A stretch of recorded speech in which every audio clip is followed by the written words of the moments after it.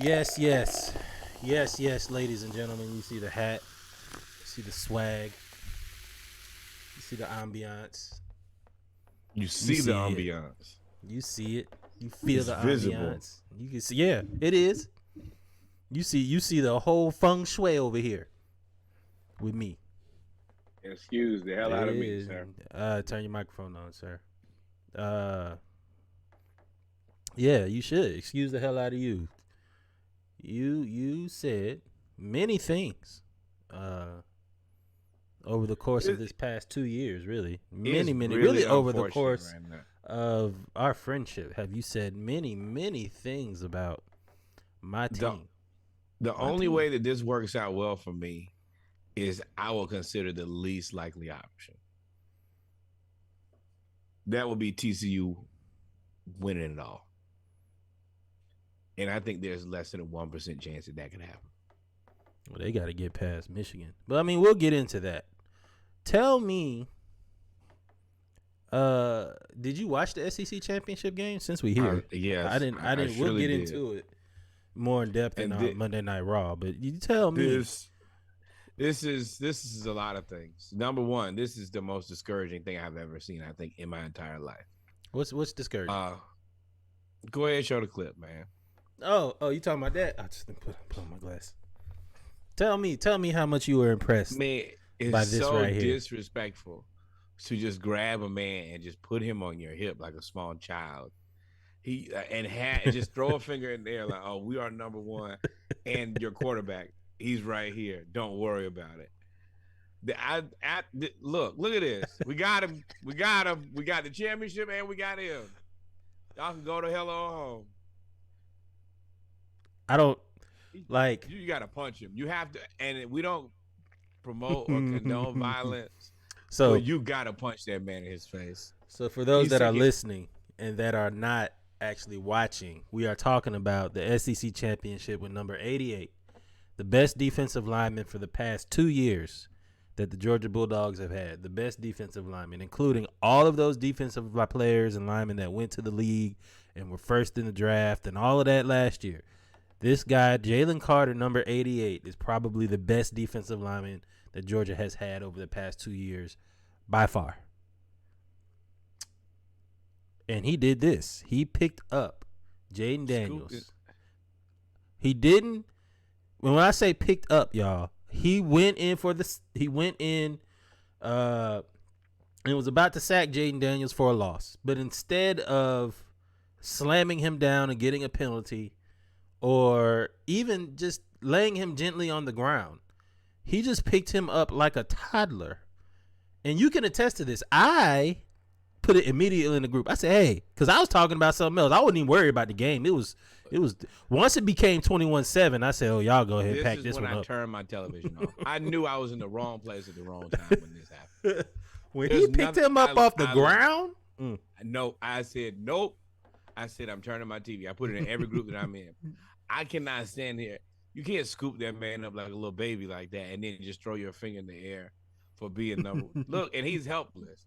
He is in the air, and another man is holding you, and you're completely helpless. And this man is 6 feet, 200 pounds. Everybody, but it's not just him. Guy. Everybody else is helpless. It's 4 offensive linemen and a running back in the picture, and nobody else can do anything. Let him down. Let him down. Let him down. Turn him loose now. Turn him loose. Turn him loose. That's the only thing you can do.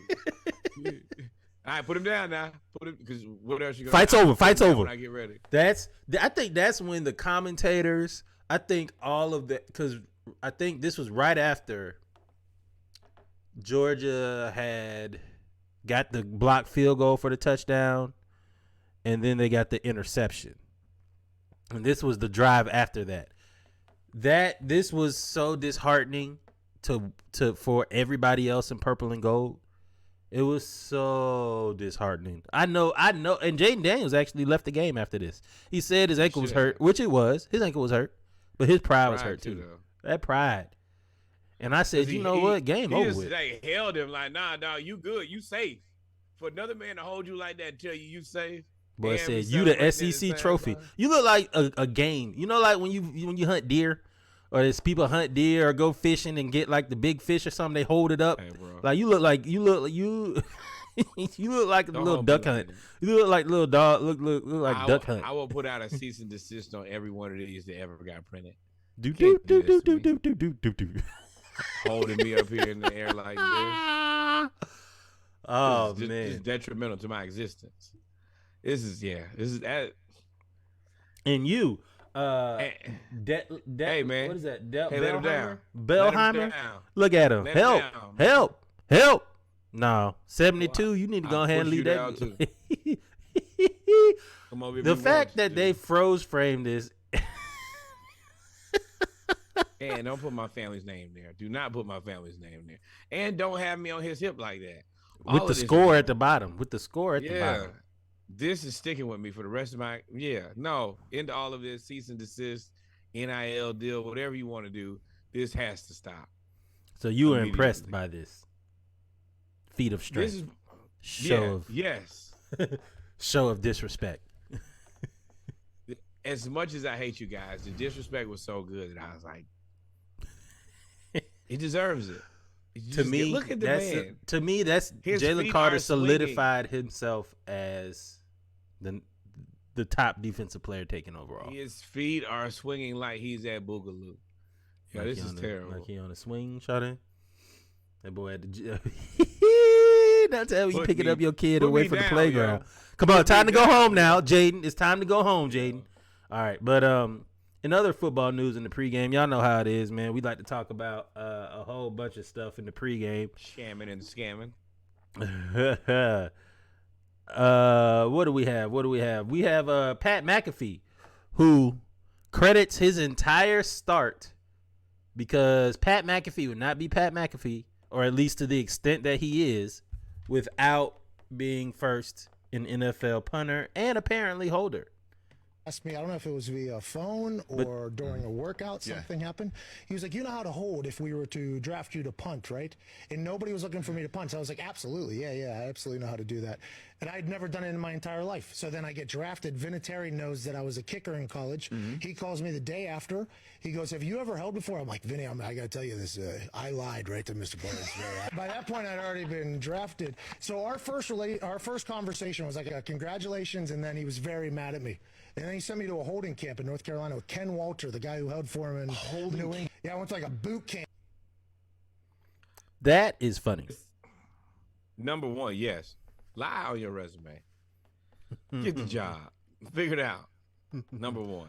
We've been, hey, and if you ain't been, you don't have no real friends if you haven't been somebody's reference on their resume. you ain't got no real friends if you haven't used somebody as a reference from a made up company, or you haven't been a reference from a made up company. And I'm gonna say, if you haven't, you need to reevaluate your friend circle because it's either too big or too small, one or the other. It's all fun and games to the person who you're reference for. The person calls back in reference to your reference. That's when it gets interesting. Yeah, it is when they actually double check the references. So not when they're double checking. When after the person who you referred and you were a good reference for, things go awry. They call you back and you have to be like, "Bro, I'm the gingerbread man. You'll never catch me." But I mean, Pat McAfee, if you gonna lie, you gotta make it count. And now he's worth, I don't even know how much money he's worth. He's got the Barstool deal. He's got ESPN. He's got Throw Rogan as a constant guest. Like he's got Spotify. He's got everything. You did not mess it up for Vinatieri. And to be sent to a holding camp. How long does this camp go? What time are we required to get up in the morning? How late do we stay in the day about holding a football so you can kick a field goal? Because I do understand that to be very important, but how much time out of the day are we really investing in doing this too? Apparently a lot. And apparently a lot of thought went into it. For them to send him to a holding camp, they basically sent him to timeout. He had to go to timeout and learn how to hold a football. And there's a lot of jokes here. How long did you have to stay on your knees? How many balls did you hold? There's just a lot of jokes. But as we're watching the Colts now, who are actually sticking with the Dallas Cowboys, but there was a lot of thought here, and there was a lot of planning put into this per se. There was no planning put here. Talk about stuff that did not age well. We were going to talk about this in the college football segment, but they're no longer relevant. So we're just going to talk about them in the pregame. But this, the university this tattoo is extremely relevant. It looks to be done in the form of animated Batman. He looks kind of like Penguin a little bit. So for the people that are listening, somebody tweeted Luke Jackson, LukeJax 59 Twitter. Luke Jackson tweeted, "Coach Hype, I sure hope you stay for a while, cause you're on my leg forever. Told everyone I'd get this if we beat Bama, and I'm a man of my word. Go Big Orange, Vol Twitter, Vols, Coach Josh Heupel." He has a replica tattoo on his leg. I can't tell if that's upper or lower, but it looks like it's upper leg, upper thigh. Tattoo of Josh Heupel's face smoking a cigar as they beat Alabama. Now, of course, y'all know what we're looking at. Oh no! What? You know when it? Yeah, it's on the thigh. Yeah, you can never get rid of that. Yep. Every time you're intimate with your partner, they see that. That is what I was thinking about too.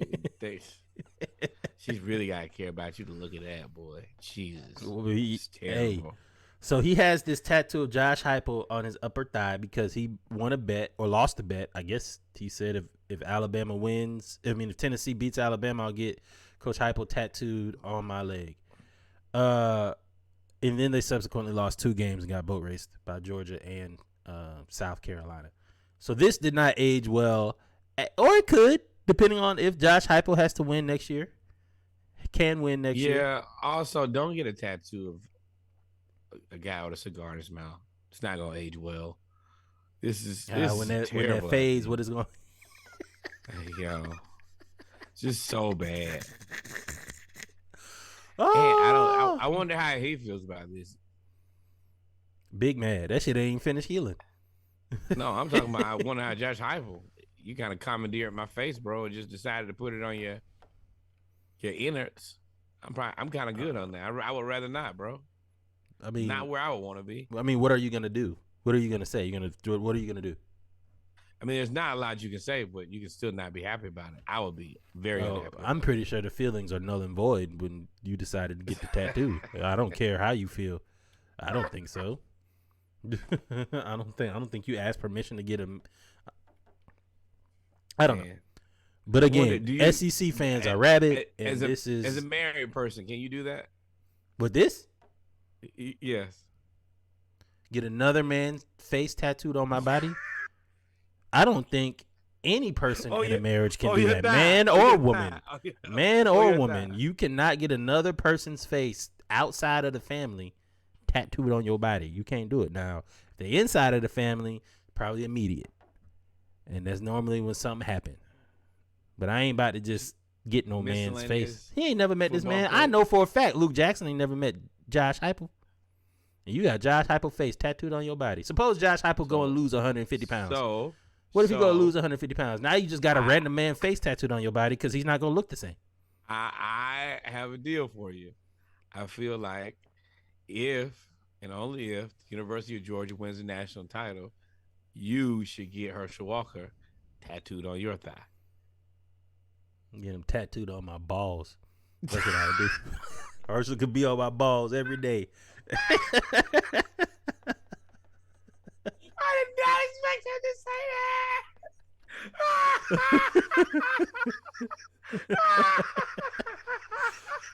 that.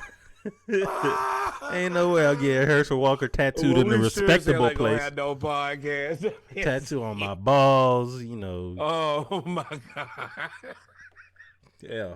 Tattoo on the gooch. And then tattoo on the bottom of your foot. Oh my god. Well, right out of the sphincter, Shudder. You can get all the shit every day, bro. No, get all the shit every day. Hey, with that said, you the one. Why would you ask that question? Where would you? Okay, so if Florida won, if Florida wins the national championship, would you get Billy Napier tattooed on you? Matter of fact, if Florida wins the national championship, you have to get Aaron Hernandez tattooed on your body. Wow.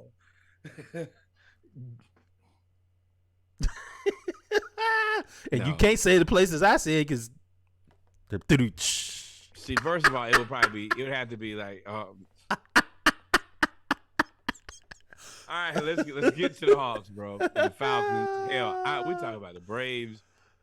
You're done. You're done. All right, man. Y'all stay tuned, man. We'll be right back. We about to get it right into it. Y'all know the ATL edition. We get to the Falcons, Hawks / Dream, and the Braves. I just answered the question. Y'all make sure y'all stay tuned.